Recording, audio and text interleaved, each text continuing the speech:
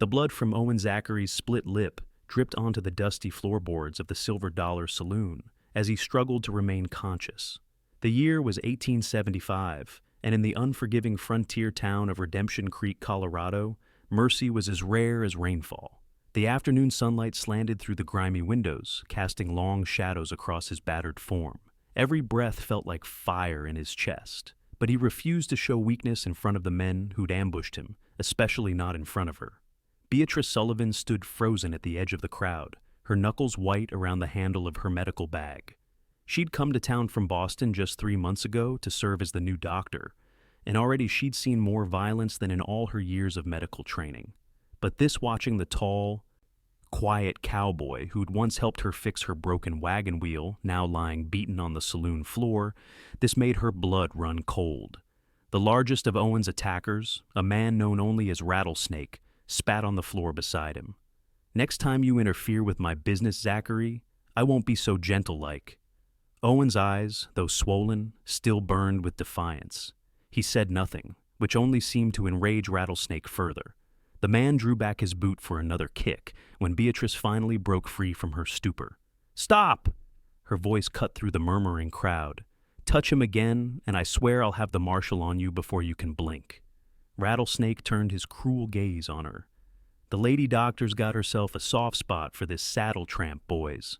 His followers laughed, but something in Beatrice's unwavering stare made the man think twice. "He ain't worth the trouble anyway. Let's go." As the men filed out, the other patrons resumed their drinking and card games, violence being commonplace enough not to disrupt business for long. Beatrice rushed to Owen's side, kneeling beside him without regard for her skirts. "Can you hear me, Mr. Zachary?" She pressed her fingers to his neck, feeling for his pulse, strong but rapid. Owen's eyes fluttered open, focusing on her face with visible effort. "Doc," he managed, attempting to sit up. "Lie still," she commanded, gently pressing him back down. "You might have broken ribs." Owen coughed, wincing at the pain. Had worse. The saloon owner, a portly man named Herbert, approached with a worried expression. "Should we move him upstairs, Doc?" "Got an empty room." Beatrice nodded. "Carefully, and I need hot water, clean cloths." With Herbert's help and that of another patron, they managed to get Owen up the narrow staircase to a small Spartan room. Once they'd laid him on the bed, Beatrice shooed the men away and began her assessment. His face was a mess-cut lip, bruised jaw, swelling around his right eye. But it was the way he held himself, rigid and protective of his left side, that concerned her most. "I need to look at your ribs," she said, already reaching for the buttons of his blood-stained shirt. Owen's hand caught hers. "I'm fine." "You're not fine," she countered. "And I'm a doctor, Mr. Zachary. This isn't the time for modesty." A ghost of a smile touched his lips. "Owen," he said, "if you're going to undress me, least you can do is call me Owen." Despite herself, Beatrice felt heat rise to her cheeks. "Very well, Owen. Now please, let me do my job." He released her hand, and she carefully unbuttoned his shirt, revealing a torso marked with fresh bruises blooming over old scars. She worked methodically, her trained fingers probing gently for breaks or severe trauma. 2 ribs were likely cracked, but thankfully not broken through. The rest was superficial painful, certainly, but not life-threatening. "You're lucky," she said as she cleaned the blood from his face with a damp cloth, "though I doubt you feel it at the moment." Owen watched her through his one good eye. "Lucky enough," he murmured. "They could have killed me if they wanted to." "Why didn't they?" Beatrice asked, preparing a bandage for his ribs. "Warning shot," Owen replied. "Rattlesnake wants me to know he can." Beatrice paused her work. "What did you do to earn his enmity?" "Stopped him and his boys from harassing the Montgomery widow's place last week. They've been trying to push her off her land." Owen winced as Beatrice wrapped the bandage tightly around his ribs. "Land's worthless for cattle, but word is the railroad's coming through. Suddenly everybody wants a piece of that valley." "So you stood up for her," Beatrice concluded. It didn't surprise her. In the brief encounters they'd had since her arrival, Owen Zachary had struck her as a man of few words, but principled actions. "Someone had to," he said simply. When she finished binding his ribs, she helped him sit up against the headboard and handed him a glass of water. "You should rest here tonight. Moving will only aggravate your injuries." Owen drained the glass and shook his head. "Can't. My horse is still at the hitching post, and I've got a herd to check on." "Your horse will be fine at the livery, and your cattle can survive one night without you," Beatrice insisted, her professional tone leaving no room for argument. "Doctor's orders." Their eyes met, his resistance meeting her determination. Finally, Owen sighed. "One night." "Good." Beatrice began packing her supplies. "I'll check on you in the morning before my rounds." She was nearly to the door when his quiet voice stopped her. "Thank you, Doc." Beatrice turned, finding his intense gaze on her. "Beatrice," she corrected with a small smile, "if you're going to bleed all over my best handkerchief, the least you can do is call me Beatrice." That earned her the first genuine smile she'd seen from him, transforming his battered face into something that made her heart skip unexpectedly.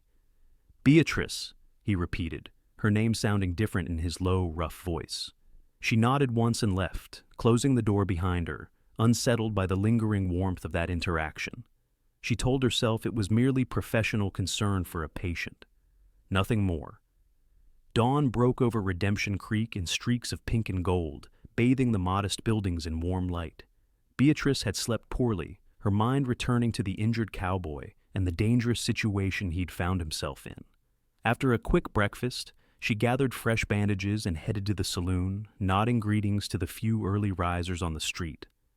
Herbert was already sweeping the saloon floor when she entered. "Morning, Doc. Your patient lit out about an hour ago." Beatrice stopped short. "What?" He was in no condition to travel. Herbert shrugged. "Told him the same, but he's a stubborn one, that Zachary. Paid for the room and asked me to thank you again." Frustration and concern warred within her. "Did he say where he was going?" "Back to his place, I reckon. Got a small spread about 5 miles north of town." Beatrice hesitated only briefly before making a decision that would have scandalized her Boston colleagues. "I need to hire a horse." An hour later, she was following directions from a local stable boy, riding along a narrow trail that wound through scrubby pine and juniper. Her medical bag was secured to the saddle, and despite her city upbringing, she sat competently on the placid mare. Her father had insisted she learn to ride during summer visits to her uncle's farm in Vermont, a skill that had proven unexpectedly valuable in the West. The trail crested a small rise, and Beatrice saw a modest cabin nestled against a backdrop of rocky cliffs. Smoke curled from the stone chimney, and a small corral held several horses. As she approached, a dog began barking, alerting the cabin's occupant to her arrival. The door opened, and Owen stepped out, squinting against the morning sun. Even at a distance, she could see he was moving gingerly, one arm pressed against his injured side. The dog, a lanky brown mutt, circled her horse warily as she dismounted. "You shouldn't be riding," she called as she tied her horse to a post. Owen leaned against the doorframe. "You shouldn't be here alone," he countered. "Not proper for a lady doctor." Beatrice approached, medical bag in hand. Propriety means very little when a patient ignores medical advice. She stopped a few feet from him, taking in his appearance. He'd cleaned up, but the bruising on his face had darkened overnight. "May I come in?" After a moment, Owen stepped aside. "Coffee's hot." The cabin's interior surprised her. It was simple but clean, with a few pieces of sturdy furniture, shelves lined with books, and a pair of landscape paintings that suggested an appreciation for beauty she hadn't expected. A fire burned low in the stone hearth, and the scent of coffee and something baking filled the small space. "Biscuits in the oven," Owen said, moving carefully to the stove. "Not as good as my mother's, but they'll do." Beatrice set her bag on the table. "I didn't come for breakfast, Mr. Zachary." "Owen," he reminded her, pouring coffee into 2 tin cups. "And you rode 5 miles. Least I can do is feed you." She accepted the cup he offered, their fingers brushing momentarily. "Thank you. Now, will you please sit so I can check your ribs?" He complied, lowering himself onto a chair while she opened her medical bag. The examination was brief, and to her relief, his condition hadn't worsened from the ride. "The bandage is holding well," she said, helping him button his shirt. "But you need to rest. No hard riding, no lifting, no—" Fighting? He finished with a hint of amusement. Especially that. She accepted a warm biscuit from him. These men who attacked you, will they come back? Owen's expression darkened. Eventually. Rattlesnake's not the type to let things go. Perhaps you should speak with the marshal. He gave her a look that suggested her naivety. Marshal Collins isn't keen on crossing the Blackwater Mining Company. Rattlesnake and his boys work for them, clearing obstacles, human or otherwise. Beatrice frowned. So, they operate outside the law with impunity? Welcome to the territory, Owen said without bitterness, simply stating a fact. Most folks learn to stay out of their way. But not you. He shrugged, wincing slightly at the movement. Some things you can't just watch happen. The dog suddenly barked outside, and Owen tensed, his hand instinctively moving to the rifle mounted beside the door. Expecting trouble? Beatrice asked quietly. Always wise to, he replied, rising to look out the window. After a moment, his shoulders relaxed. It's just Bill Hargrove, neighbor, probably checking why there's an unfamiliar horse in my yard. A weathered man in his 60s appeared at the door moments later, looking surprised to find Beatrice there. Owen made brief introductions. Doc's just making sure I'm still breathing after yesterday's disagreement, Owen explained. Bill's concerned gaze took in Owen's bruised face. Heard about that? Rattlesnake's bunch? Owen nodded. Damn fools, Bill muttered. Sorry, madam, he added to Beatrice. Just came by to say some of your cattle strayed onto my north pasture. Drove 'em back, but your fence needs mending. Obliged, Bill. The older man hesitated. Need a hand with that? Seeing as you're... He gestured vaguely at Owen's injuries. I can manage, Owen said. Beatrice cleared her throat pointedly. Owen glanced at her, then back to Bill. Actually, I'd appreciate that help, if you can spare the time tomorrow. Bill nodded, seeming pleased. Course. Well, I'll leave you to your... doctoring. He tipped his hat to Beatrice and departed, a knowing smile playing at his lips that made her flush. He thinks... she began. People will talk, Owen agreed. Nature of small communities. Beatrice sighed. I suppose I should return to town before I damage both our reputations beyond repair. Owen walked her to her horse, his movements still stiff but determined. As she mounted, he looked up at her with an expression she couldn't quite read. Why did you come all this way, Beatrice? He asked. Truth now? The question caught her off guard. Why indeed? Professional duty, certainly. But something else had compelled her to make this journey. Because you left without saying goodbye, she answered honestly, surprising herself. And because She hesitated. I wanted to be sure you were all right. His eyes softened. I'm harder to kill than Rattlesnake reckons. See that you stay that way, she replied. I expect to see you in town next week to remove those stitches. She nodded toward his lip. Yes, madam, he said with mock solemnity, but his eyes held warmth. As she rode away, Beatrice tried to ignore the fluttering sensation in her chest. Owen Zachary was just a patient, a stubborn, principled patient who'd gotten himself into trouble defending a widow. Nothing more. Yet she found herself looking back once, catching sight of him, still standing where she'd left him, watching her go. The following weeks brought an uneasy peace to Redemption Creek. Owen came to town as instructed for his stitches, and Beatrice found herself looking forward to his visits more than was strictly professional. Their conversations gradually extended beyond his health, revealing shared interests in literature and natural sciences. She learned he'd been educated back east before the war, that he'd fought for the Union, and that he'd come west afterwards seeking solitude and a fresh start. Spring edged toward summer, the wildflowers dotting the hillsides in bursts of color. Beatrice settled into her role in the community, earning respect for her skills and compassion. She treated everyone from miners with crushed fingers to children with summer fevers to ladies with delicate conditions they discussed in whispers.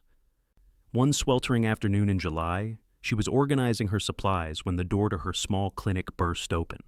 Two men carried in a third between them, blood soaking through his shirt. Gunshot, one gasped. Found him on the trail outside town. Beatrice immediately cleared her examination table. Lay him down carefully. As they positioned the injured man, her heart nearly stopped. It was Owen, his face ashen, his breathing shallow. "What happened?" she demanded, already cutting away his blood-soaked shirt. "Don't rightly know," one man answered. "Came across him and his horse about a mile out. No sign of who did it." The bullet had entered his left shoulder, mercifully missing vital organs but causing significant blood loss. Beatrice worked with focused intensity, cleaning, probing for the bullet, extracting it with steady hands that belied her inner turmoil. Throughout the procedure, Owen remained unconscious, which was both blessing and curse, sparing him pain, but preventing her from assessing his mental state. Hours later, when the wound was cleaned, stitched, and bandaged, she finally allowed herself to sink into a chair beside the examination table, now converted to a recovery bed. The men who'd brought him in had long since departed, promising to alert Marshal Collins. Though Beatrice had little faith anything would come of it, she reached out, her fingers gently brushing a strand of hair from Owen's forehead.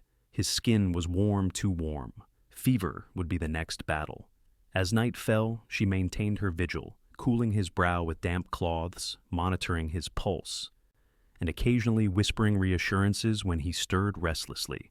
In the quiet darkness, with only a single lamp burning, she allowed herself to acknowledge what she'd been avoiding for weeks. She cared for this man far more deeply than a doctor should for a patient. Near dawn, Owen's eyes finally opened, confusion giving way to recognition as he focused on her face. "Beatrice," he murmured, his voice rough. Relief washed through her. "Don't try to talk too much," she said, offering him water. After a few sips, he asked, "How bad?" "Bad enough. The bullet went through your shoulder. You've lost blood, and there's infection setting in." She adjusted his bandage. "But if we can keep the fever down, you should recover." Owen's eyes drifted to the window, then back to her face. "You've been here all night." It wasn't a question, but she nodded anyway. "Who did this, Owen?" she asked softly. "Was it Rattlesnake?" A shadow crossed his features. "Not directly. One of his men. I was heading to the Montgomery place, heard rumors they were planning something." He paused, gathering strength. "Ambush on the trail. Got a shot off, might have hit one of them. The marshal should be informed." A bitter smile touched his lips. "Marshal knows exactly who's responsible, Beatrice. He just can't or won't do anything about it." Anger flared within her. "So, they just get away with attempted murder? It's how things work here." His hand found hers, his grip weak but determined. "Don't get yourself involved in this." "I'm already involved," she said firmly. "You're my patient." Something flashed in his eyes. Disappointment, perhaps, but it was quickly masked. "Just your patient, Doc?" The question hung between them, laden with meaning. Beatrice felt her pulse quicken, aware they were approaching a threshold neither could easily retreat from once crossed. Before she could answer, the clinic door opened and Marshal Collins entered, hat in hand. Owen's fingers slipped from hers as she rose to greet the lawman. "Doc?" Collins nodded. "Heard Zachary here had a mishap." "A bullet in the back is hardly a mishap, Marshal," Beatrice replied coolly. Collins' weathered face remained impassive. "Any idea who might have done this?" he asked, directing the question to Owen. "You know damn well who," Owen said, struggling to sit up, despite Beatrice's protesting hand on his uninjured shoulder. "Accusations need evidence, Zachary. And you need a spine, Collins." The marshal's jaw tightened, but he controlled his temper. "I understand you're in pain, so I'll let that pass. But unless you've got more than suspicions to offer, there's not much I can do." "There never is when it comes to Blackwater," Owen retorted. Collins looked genuinely troubled for a moment. "It's complicated, Zachary. Town needs the mine, needs the jobs, the money it brings in." "At what cost?" Beatrice interjected. "A man's life, Mrs. Montgomery's farm, where does it end?"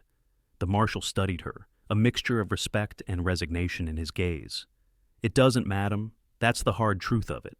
He turned back to Owen. "Rest up, Zachary, and consider letting this go before you end up with worse than a shoulder wound." After he left, silence filled the small clinic. Beatrice busied herself preparing a fever tonic, aware of Owen watching her movements. "He's not entirely wrong," Owen finally said. "Pushing this will only bring more trouble." Beatrice turned to him, frustration evident in her normally composed features. "So, what's the alternative?" Let them continue terrorizing people. Let them shoot you again, perhaps more accurately next time. I'm not saying do nothing, Owen clarified, just that confronting them directly isn't the answer. Then what is? Owen sighed, the effort clearly paining him. I don't know yet, but getting yourself caught in the crossfire isn't going to help anyone. I'm not some delicate flower that needs protection, Mr. Zachary, she said, using his surname deliberately to establish distance. I've faced my share of challenges. A ghost of a smile touched his lips. Never doubted that for a moment, Dr. Beatrice Sullivan. The formality between them felt suddenly strange after weeks of growing familiarity. Beatrice softened her tone. You should rest. We can discuss strategy when you're stronger. We? He questioned, an eyebrow raised. Yes, we, she affirmed. Like it or not, I'm involved now. For a moment it seemed he might argue further, but exhaustion won out. His eyes drifted closed, and soon his breathing evened into sleep. Beatrice watched him for a long moment, her heart heavy with both fear and determination. Whatever came next, she wouldn't stand idly by while good people suffered at the hands of men like Rattlesnake. Owen's recovery progressed slowly over the next 2 weeks. Unable to return to his cabin, he reluctantly accepted Beatrice's insistence that he stay in the small room adjacent to her clinic. The arrangement raised eyebrows in town, but Beatrice's professional reputation and the practical necessity of monitoring her patient's condition silenced most gossip. As his strength returned, so did Owen's restlessness. Beatrice found him attempting to chop wood behind the clinic one afternoon, his face pale with exertion, but set in stubborn determination. What do you think you're doing? She demanded, rushing toward him. Owen lowered the axe, breathing heavily. Making myself useful. You're tearing your stitches and setting back your recovery, she countered, taking his arm and guiding him to a bench. Sit down before you collapse. He obeyed, too exhausted to resist. I can't keep lying around while you do all the work. You can, and you will, at least until that shoulder heals properly. She examined the bandage, relieved to find no fresh bleeding. Owen, what's really bothering you? He looked away, his jaw tight. News from Bill. Rattlesnake and his men paid a visit to my place. Killed 2 of my horses, burned my barn. Beatrice gasped. That's terrible. Did you tell the marshal? What's the point? Owen's voice was bitter. Besides, it's not just my problem anymore. They've been making threats against anyone who does business with the Montgomery widow or with me. Yesterday the general store refused to sell her supplies. That's outrageous. That's fear, Owen corrected. Can't blame folks for protecting themselves.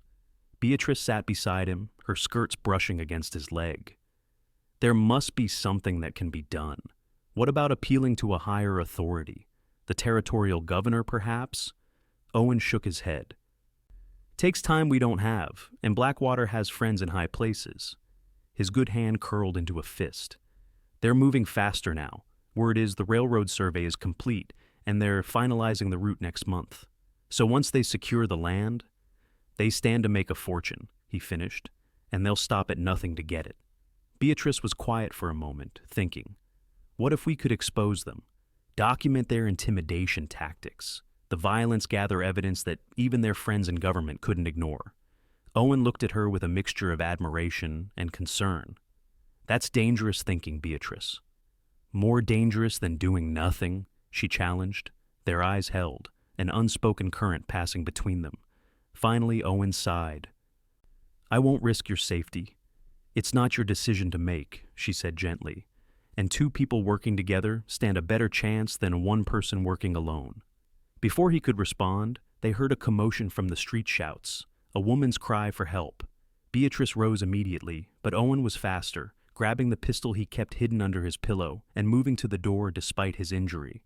In the street outside, a small crowd had gathered. At its center stood Mrs. Montgomery, a woman in her 30s with 2 young children clinging to her skirts. Facing her was Rattlesnake himself, flanked by 3 rough-looking men. Please, Mrs. Montgomery was saying, her voice trembling but determined. I need those supplies. My children need to eat. Rattlesnake smirked, an ugly expression on his pockmarked face. Should have thought of that before you refused our offer, widow. Nobody in town's gonna help you now. Owen stepped into the street, pistol held low, but visible. "That's enough, Rattlesnake." A hush fell over the onlookers. Beatrice moved to Owen's side, her heart pounding, but her stance resolute. Rattlesnake's eyes narrowed at the sight of Owen. "Well, well, the hero lives." His gaze slid to Beatrice. "Thanks to the pretty doctor, I reckon." "Mrs. Montgomery and her children are under my protection," Owen stated, his voice carrying clearly despite his weakened condition. "And Dr. Sullivan's as well." "Is that so?" Rattlesnake's hand hovered near his own weapon. "Didn't work out so well for you last time, Zachary." "This isn't last time," Beatrice interjected, surprising everyone. "This time, there are witnesses. This time, people are watching what kind of men you really are, threatening a widow and her children in broad daylight." The crowd shifted uncomfortably, and Beatrice pressed her advantage. "Is this what Redemption Creek stands for? Allowing bullies to starve children because their mother won't sell her land?" A murmur ran through the gathering. Someone in the back called out, "The lady's right." Another voice added, "Ain't Christian to starve little ones." Rattlesnake's confidence faltered slightly as he registered the changing mood of the townspeople. His eyes darted around, calculating. Owen took a step forward. "Walk away, Rattlesnake. Today isn't your day." For a tense moment, it seemed the confrontation might escalate to violence. Then Rattlesnake spat on the ground. "This ain't over." "Not by a long shot."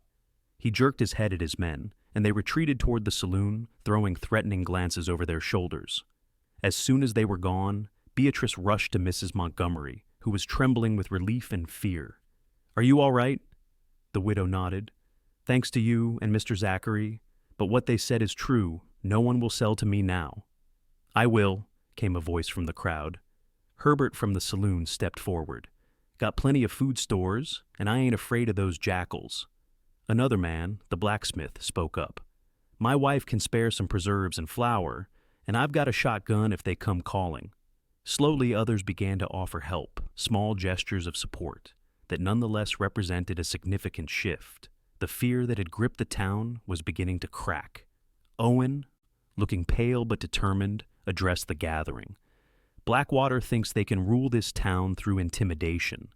They're counting on good people being too frightened to stand together. Today, you've proved them wrong." Later, after helping Mrs. Montgomery secure supplies and escorting her safely to the edge of town where her wagon waited, Beatrice and Owen returned to the clinic. Owen was visibly exhausted, the confrontation having drained his limited reserves. "You need to rest," Beatrice insisted, helping him to his bed. "Worth it," he murmured as she eased him down. "Did you see their faces? The townspeople, they found their courage." "Thanks to you," she said, checking his bandage. Owen caught her hand. "Thanks to us." Their eyes met, and something shifted between them, a barrier dissolving. Without thought or hesitation, Beatrice leaned down and pressed her lips to his in a gentle kiss. When she pulled back, Owen's eyes were wide with surprise and something deeper, a longing that matched her own. "I shouldn't have done that," she whispered, though she made no move to increase the distance between them. "No," he agreed, his hand moving to cup her cheek. "But I'm glad you did." This time, he initiated the kiss, and it was neither tentative nor brief. When they finally parted, both were breathless, and Beatrice felt as though something fundamental had changed in her world. "We've just made things considerably more complicated," she observed, though she couldn't suppress her smile. Owen's thumb traced the curve of her lower lip. "I reckon some complications are worth having." The moment was interrupted by a knock at the clinic door. Reluctantly, Beatrice pulled away to answer it, smoothing her hair and willing the flush to leave her cheeks. Marshal Collins stood on the threshold, his expression grave. "Doc, Zachary, we need to talk." Owen managed to sit up as the marshal entered, closing the door behind him. "What's happened?" Collins removed his hat, turning it in his hands, a nervous gesture, uncharacteristic of the normally composed lawman. "Got word from the county seat. Judge Harper's coming to town next week for circuit court." Beatrice frowned. "Isn't that routine?" "Usually," Collins agreed. "But this time, he's bringing a special prosecutor and a contingent of federal marshals." Owen and Beatrice exchanged glances. "Why?" Owen asked, though his tone suggested he already suspected the answer. Seems somebody's been sending detailed reports about Blackwater's activities to the territorial governor and the Department of Justice. Collins fixed his gaze on Owen. Reports with names, dates, sworn statements from witnesses, including several local businessmen and ranchers. Owen's expression revealed nothing. Interesting, Collins continued. The prosecutors bringing indictments for extortion, assault, attempted murder, and corruption of public officials, including allegations against me. Are they true? Beatrice asked directly. The marshal met her gaze squarely. Some are. I've looked the other way more times than I care to admit. Took money to do it, too. His honesty surprised her. Why are you telling us this? Because whoever gathered this evidence has put themselves in grave danger. His eyes shifted to Owen. Blackwater got the news this morning. Rattlesnake and his boys rode out of town an hour ago, looking like thunder. Owen tensed. Which direction? North, Collins replied grimly. Toward your place and the Montgomery widow's farm. Owen was on his feet instantly, reaching for his gun belt despite his injury. I have to warn them. You're in no condition to ride, Beatrice protested. No choice, Owen countered, buckling the belt with one hand. Rattlesnake knows I've been staying here. He'll head to my place first, then the widow's. I need to get there before him. Collins nodded. I'll gather some men, those willing to stand with us. Meet you on the North Trail. As the marshal departed, Beatrice grabbed her medical bag. I'm coming with you. Absolutely not, Owen said firmly. This is going to turn violent. Which is precisely why you'll need a doctor, she replied, already pulling on her riding coat. And don't waste time arguing. Every minute counts. Their eyes locked in a battle of wills, but Owen quickly recognized the futility of trying to dissuade her. Stay close to me, he finally conceded. And if I tell you to run, you run. No questions. They rode hard, Owen pushing through his pain with grim determination. The trail to his cabin seemed longer than ever, each bend revealing only more empty road ahead. When they finally crested the rise overlooking his property, Owen reined in sharply. Smoke rose from where his cabin stood. No, he breathed, spurring his horse forward. They galloped down the slope to find the cabin engulfed in flames, the heat intense even at a distance. Owen's remaining horses had been let loose from their corral, but there was no sign of human presence, neither Rattlesnake's men nor any victims. They're gone already, Owen realized aloud, his voice tight with dread. Headed for the Montgomery place. Without pause, they redirected their course, cutting across country toward the widow's farm. Owen rode with single-minded focus, his face pale with pain and worry. Owen! Beatrice called as they pushed their mounts up a steep incline. You're bleeding again. He glanced down at his shirt, where a red stain was spreading from his shoulder. Can't stop now. The widow's modest farmhouse came into view as they cleared a stand of pines. Unlike Owen's cabin, it still stood, but 3 horses were tied outside, and as they drew closer, they heard a woman's frightened voice and a man's angry shouts. Owen dismounted swiftly, drawing his pistol. Stay with the horses, he instructed Beatrice, but she was already reaching for the small derringer she kept in her medical bag. We do this together, she insisted. Approaching cautiously, they could make out the scene through the open doorway. Mrs. Montgomery stood protectively in front of her children, facing Rattlesnake and 2 of his men. The home's interior was in disarray, furniture overturned, possessions scattered. One last chance, Rattlesnake was saying. Sign the deed, or we burn this place down with you in it. My husband died defending this land, Mrs. Montgomery replied, her voice quavering but resolute. I won't dishonor his memory by giving it up to thieves. Rattlesnake raised his hand to strike her when Owen's voice rang out from the doorway. Touch her, and it'll be the last thing you ever do. All eyes turned to see Owen standing in the entrance, his gun leveled at Rattlesnake's chest. Beatrice positioned herself slightly behind him, her smaller weapon ready. Surprise registered on Rattlesnake's face, quickly replaced by cold anger. Should have made sure you were dead the first time, Zachary. Yes, Owen agreed calmly. You should have. The standoff stretched, tension crackling like the fire that had consumed Owen's cabin. No one moved, each calculating their odds. Rattlesnake broke the silence with an ugly laugh. 2 against 3, and you half dead already. Not liking your chances? Zachary. "Count again," came Marshal Collins' voice from the window to their right, his rifle aimed steadily through the opening. Behind him, the shapes of several armed townsmen could be seen surrounding the house. Rattlesnake's confidence faltered visibly. "Collins? What the hell are you playing at?" "Doing my job for once," the marshal replied evenly. "Drop your weapons, all of you. You're under arrest." One of Rattlesnake's men made a sudden move for his gun. The room erupted in gunfire, a deafening, chaotic moment that seemed to stretch for an eternity. When it ended, Rattlesnake's accomplice lay dead on the floor, and Rattlesnake himself was clutching his bleeding arm, his weapon fallen at his feet. The third man wisely raised his hands in surrender. Owen swayed slightly, and Beatrice moved quickly to support him, noting with alarm that the bloodstain on his shirt had grown significantly larger. "It's over," she murmured to him, as Collins and the townsmen entered to take the prisoners. "You can rest now."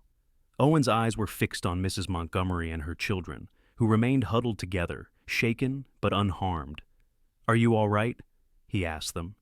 The widow nodded, tears of relief streaming down her face. "Thanks to you, all of you."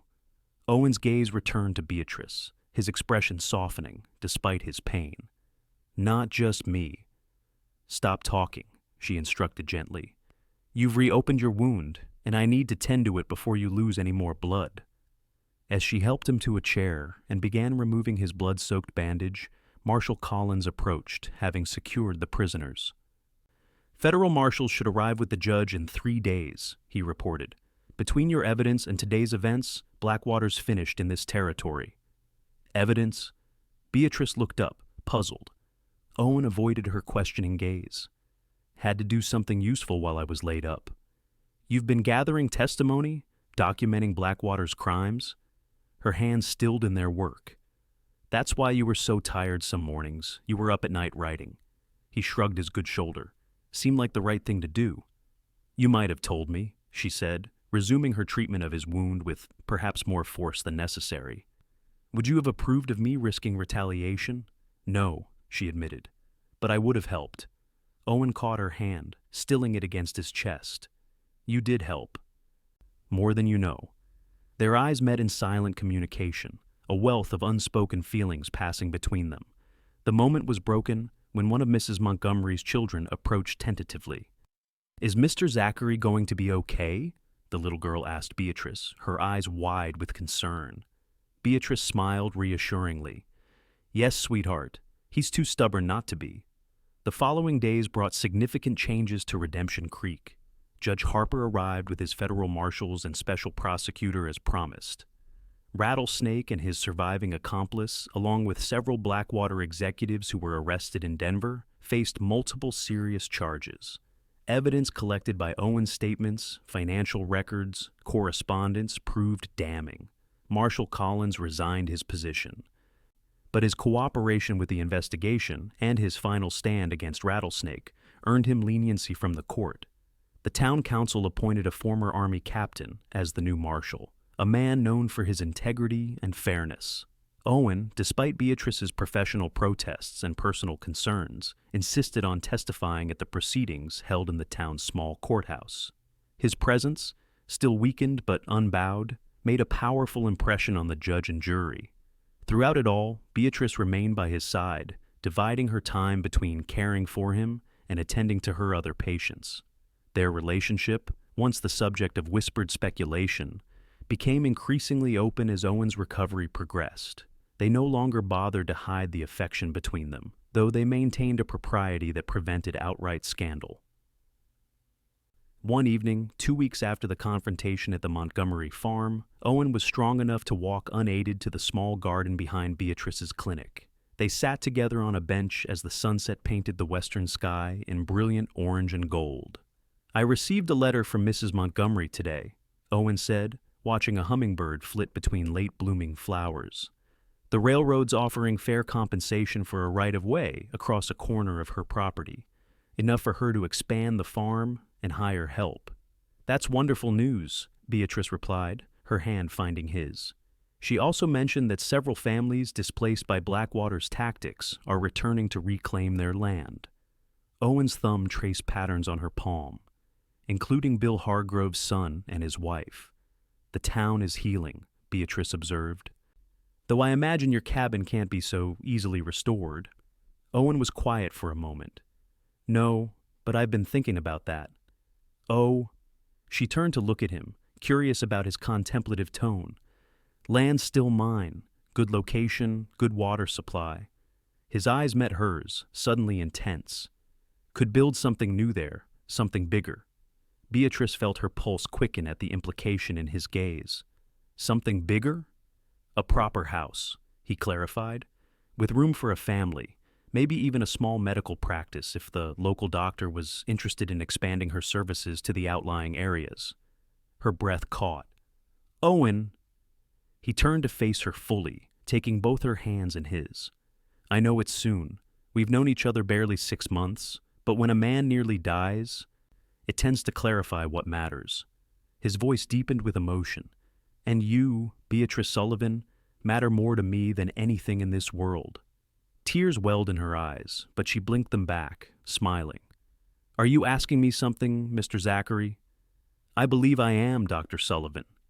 He shifted slightly, wincing as he lowered himself to one knee before her. From his pocket, he withdrew a simple gold band. I'm asking if you'd consider building a life with me, not just a house, but a home, a partnership, a future. Beatrice looked at the earnest face of this man who had come to mean everything to her, this stubborn, principled, courageous man who had risked his life for justice and who now offered his heart to her without reservation. Yes, she whispered, and then more firmly, yes, Owen. I would be honored to build that future with you. As he slipped the ring onto her finger, their lips met in a kiss that held both tender promise and passionate certainty. When they parted, Owen remained kneeling, his forehead pressed to hers. I love you, Beatrice, he said simply. Have since you rode all the way out to my cabin to scold me for leaving without permission. She laughed softly. I loved you before I knew it, perhaps from the moment you faced down those men in the saloon, bleeding but unbroken. Owen rose to sit beside her again, his arm around her shoulders as they watched the final rays of sunlight fade from the sky. So, a spring wedding, he suggested, after the new house is built? Perfect, she agreed, leaning into his embrace. Though you'll need to heal completely first. Doctor's orders. Yes, madam, he replied with a smile in his voice.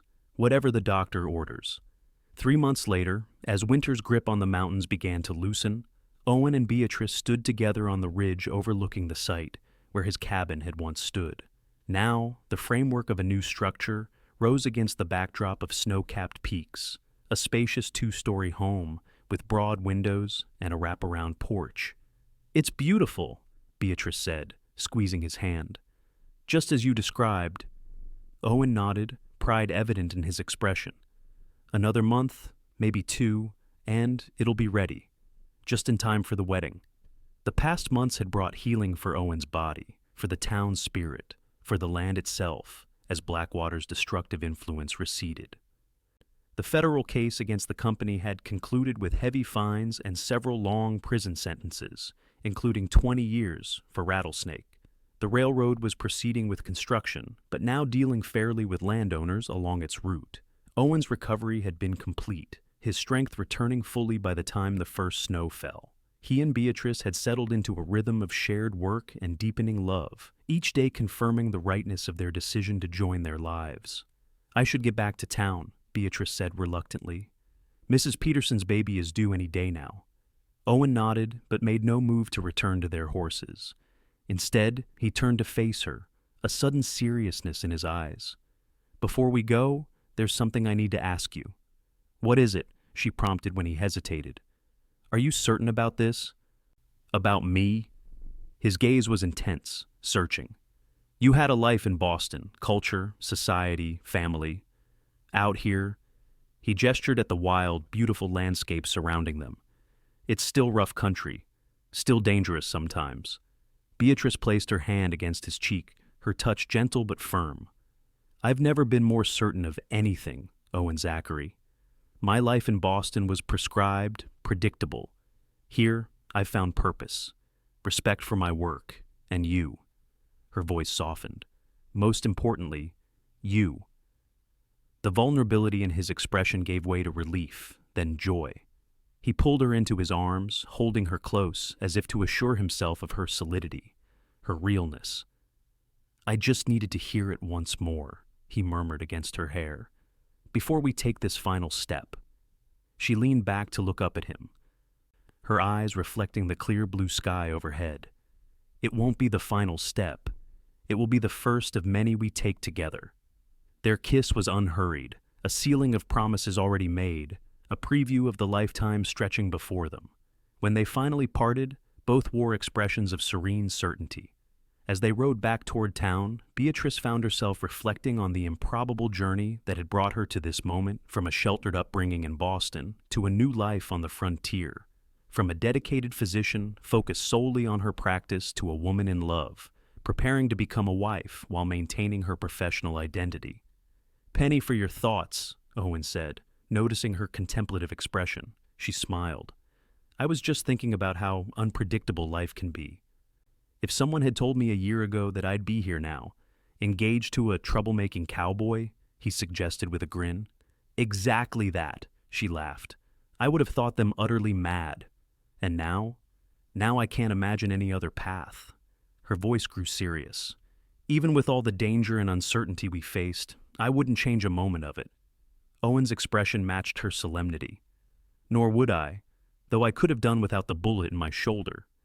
"That brought you to my clinic for an extended stay," she reminded him with an arch look. "Some might call that a fortunate wound." "Some might," he agreed, his eyes twinkling. "Though I'd prefer less painful ways to spend time with you in the future." "As would I," she said softly. "As would I." The wedding took place in May, when the meadows were carpeted with wildflowers and the aspens shimmered with new leaves. The ceremony was held on the land where Owen's cabin had once stood, now transformed by the handsome new house that would be their home. Nearly everyone from Redemption Creek attended, along with ranchers and farmers from the surrounding countryside. Mrs. Montgomery and her children were there, the widow elegant in a new dress, her face bright with happiness for the couple who had risked so much to help her. Bill Hargrove stood proudly as Owen's best man, while one of Beatrice's nursing assistants served as her maid of honor. To Beatrice's surprise and joy, her parents had made the long journey from Boston to witness the occasion. Though initially shocked by their daughter's decision to marry a rancher in the Western Territories, they had been won over by Owen's obvious devotion and the respectful way he spoke of Beatrice's work. Seeing her happiness, they could not withhold their blessing. After the simple ceremony and the festive celebration that followed, the guests departed, leaving the newlyweds alone in their new home as evening approached. They stood together on the porch, watching the sunset gild the distant mountains. "Happy, Mrs. Zachary?" Owen asked, his arm around her waist. Beatrice leaned against him, contentment radiating through her. "Happier than I ever thought possible, Mr. Zachary." Inside, they had created a home that honored both their needs, comfortable living spaces, a library filled with their combined collection of books, and a small but well-equipped examination room where Beatrice could see patients without traveling to town in emergencies. As night fell, they retired to their bedroom, no longer constrained by the propriety that had governed their courtship.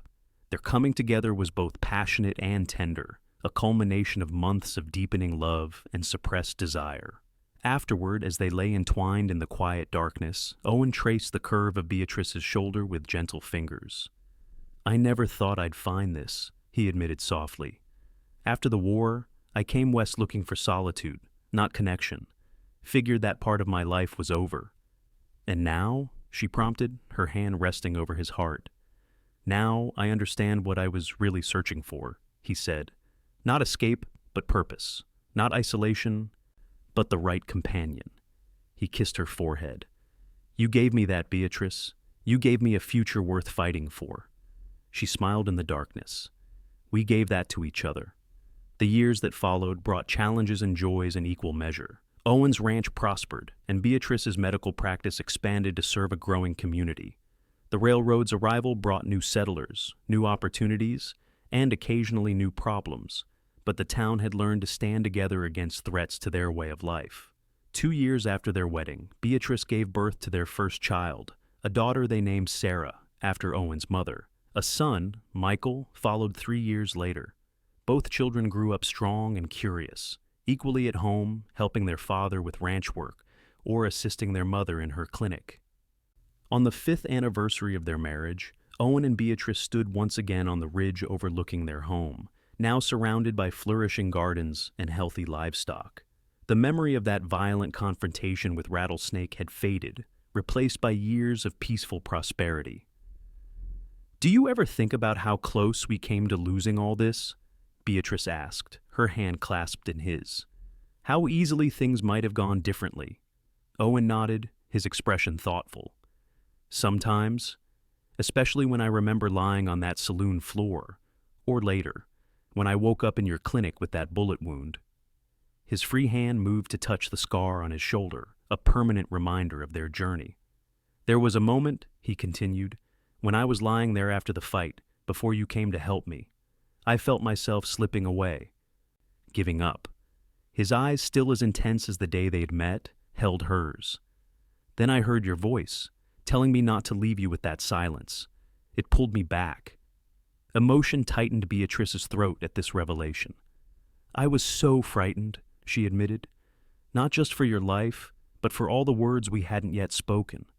Owen drew her into his arms, his embrace solid and reassuring, the embrace that had become her sanctuary through all seasons. "Well," he said, his voice warm against her ear, "we've spoken many words since then, and we have many more ahead of us." Beatrice smiled, thinking of their children playing in the yard below, of the life they'd built together, of the love that had begun in crisis but had flourished in peace. "Yes," she agreed, turning her face up to his for a kiss that still held all the passion of their first. "Many more ahead of us."